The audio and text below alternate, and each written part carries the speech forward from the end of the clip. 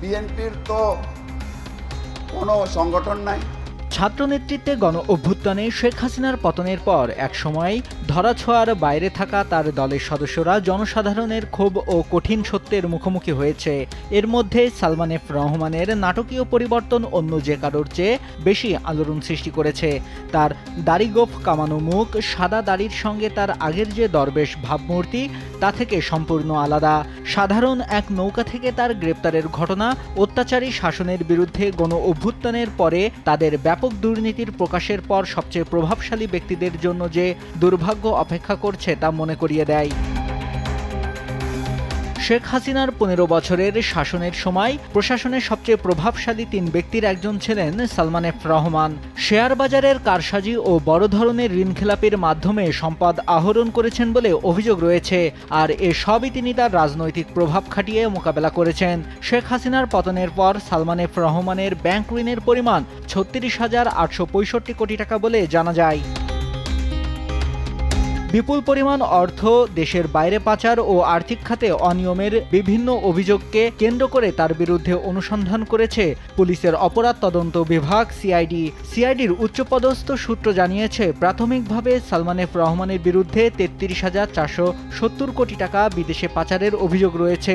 গত ১৫ বছরে ৭টি ব্যাংক থেকে তার ঋণের মাধ্যমে তিনি এই অর্থ তুলে নিয়েছেন। বাংলা আউটলুক গণমাধ্যমে অনুসন্ধানমূলক সাংবাদিক জুলকারনাইন সায়ের এক প্রতিবেদনে জানায়, সালমান এফ রহমানের পাচার করা অর্থের পুরোটাই লন্ডনের বিভিন্ন সেক্টরে বিনিয়োগ করা হয়েছে।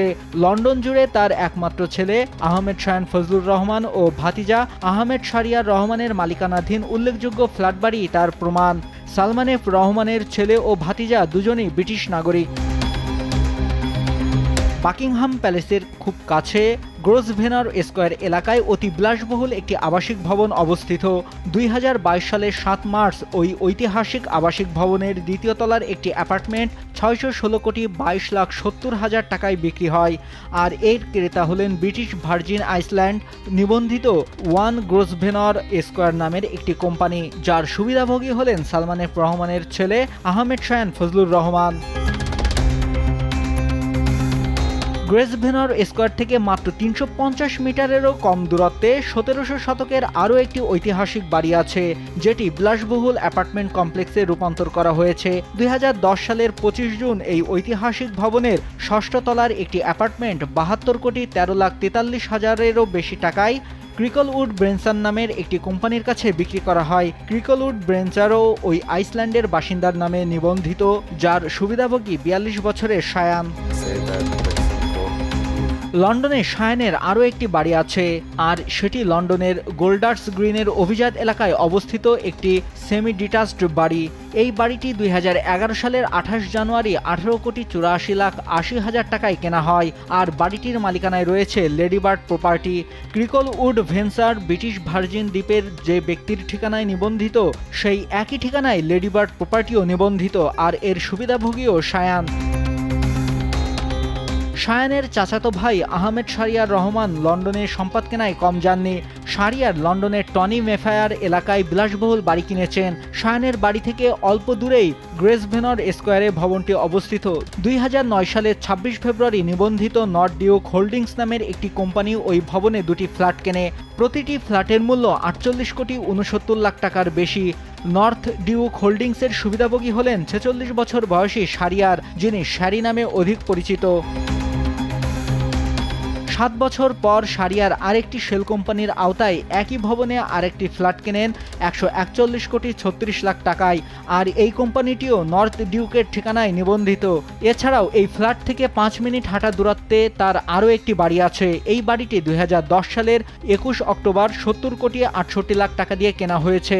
এটা কেনা হয়েছিল আইসল্যান্ডে নিবন্ধিত ক্রেগান কনসালটেন্সি নামে আর এক শেল কোম্পানির আওতায়। এসব ফ্ল্যাট বাড়ির পাশাপাশি বিলাসী ব্র্যান্ডের ঘড়ি সংগ্রহ করার শখ রয়েছে শারিয়ারের। তার সংগ্রহে থাকা বিভিন্ন দামি দামি ঘড়ির মূল্য ৩৯,২৬,৬৭,০০০ টাকা। তার সংগ্রহে রিচার্ড মিল, প্যাটেক ফিলিপ, কার্টিয়ার, রোলেক্স সহ বিরল ব্র্যান্ডের ঘড়ি রয়েছে। এমনকি বিশ্বের ঘড়ি সংগ্রহকারীদের মধ্যে শারিয়ার খুবই সম্মানিত ব্যক্তি হিসেবেও পরিচিত। ব্রিটিশ পাসপোর্টধারী শাহরিয়ার ও শায়ান কি করে ধনী ব্রিটিশদের মতো জীবনযাত্রার অর্থ ব্যয়ের সক্ষমতা অর্জন করলেন? যুক্তরাজ্যে তারা এমন কোনো চাকরি করতেন না যেখান থেকে এত বিপুল পরিমাণ অর্থ আসবে, তাই ওইসব সম্পদ কেনার অর্থের উৎস নিয়ে প্রশ্ন উঠছে। ধারণা করা হচ্ছে বিদেশে সম্পদ কেনার অর্থ তারা সালমান এফ রহমানের কাছ থেকেই পেয়েছেন। নিউজ ডেস্ক, দেশ টিভি।